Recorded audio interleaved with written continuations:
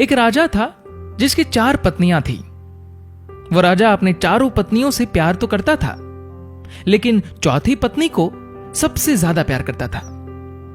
हमेशा उसके लिए कुछ उपहार लाता, उसकी खुशी का पूरा ध्यान रखता, महंगे महंगे तोहफे देते रहता। साम्राज्य में सबसे बेहतरीन चीजें वो उस चौथी पत्नी को दे दिया करता था। उसी राजा की तीसरी पत्नी बहुत खूबसूरत थी, इसलिए वो उसका इस्तेमाल करके पड़ोस के राज्यों में दिखावा करता। वो उससे सिर्फ इसलिए प्यार करता था क्योंकि उसकी मदद से वो पड़ोस के राज्यों के राजाओं को जलाता रहता था। उसी राजा की जो दूसरी नंबर की पत्नी थी, वो बहुत अच्छी थी, शांत स्वभाव वाली थी और गुणों से संपूर्ण थी।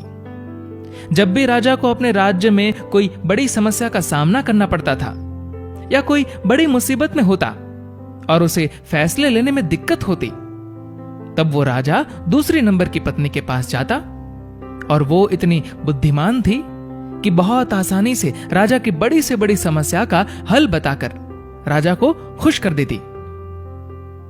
अब राजा की जो पहले नंबर की पत्नी थी, वो बहुत वफादार, बहुत ही ईमानदार थी।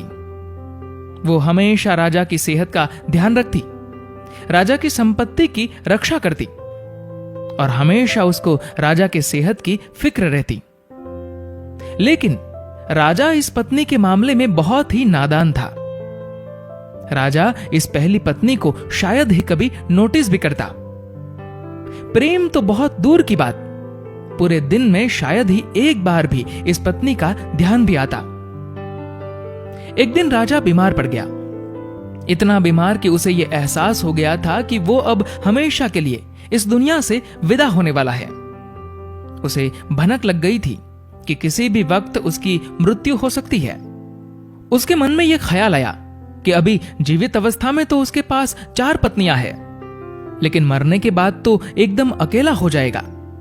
उसने अपने चौथे नंबर की पत्नी को बुलाया और पूछा कि मैंने तुम्हें सबसे ज्यादा प्यार दिया, अब मैं मरने वाला हूं, तो क्या तुम मेरे साथ आ सकती हो और मृत्यु के बाद भी मेरे साथ रह सकती हो?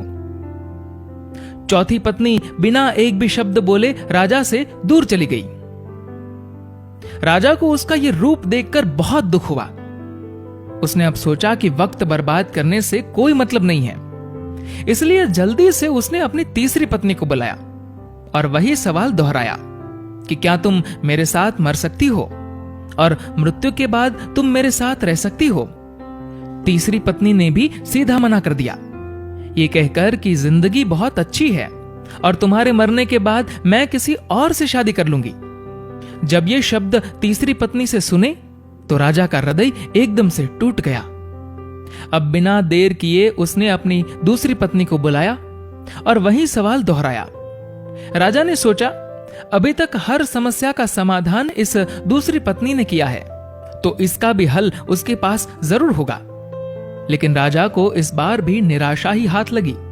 इस पत्नी ने कह दिया कि माफ करना, क्योंकि इस बार मैं आपकी कोई मदद नहीं कर सकती। राजा पूरी तरह से टूट गया। फिर बाहर से एक आवाज आई कि मैं तुम्हारे साथ चलूंगी, चाहे तुम जहां भी जाओ मैं साथ दूंगी। राजा ने आंखों में आंसुओं के साथ नजरें उठाई और देखा तो ये पहली पत्नी थी। ये पहली पत्नी बहुत बीमार और दुखी दिख रही थी।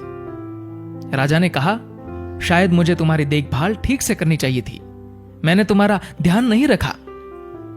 जिंदगी का सच यही है, हम सबकी भी 4 पत्नियां हैं। चौथी पत्नी है हमारा शरीर।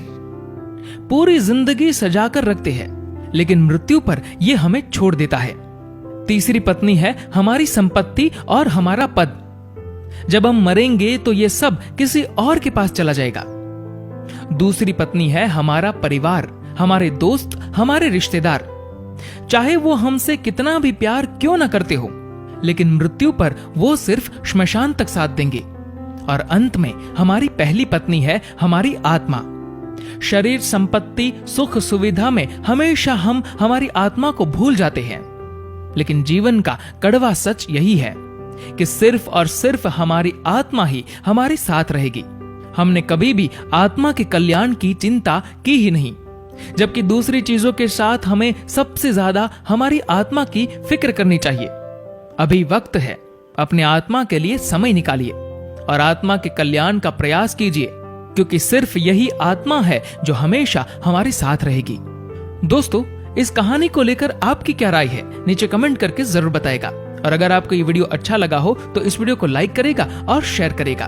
और ऐसे ही इंस्पिरेशनल स्टोरीज के लिए फॉलो करें हमारे फेसबुक पेज को और सब्सक्राइब करें हमारे यूट्यूब चैनल को। धन्यवाद।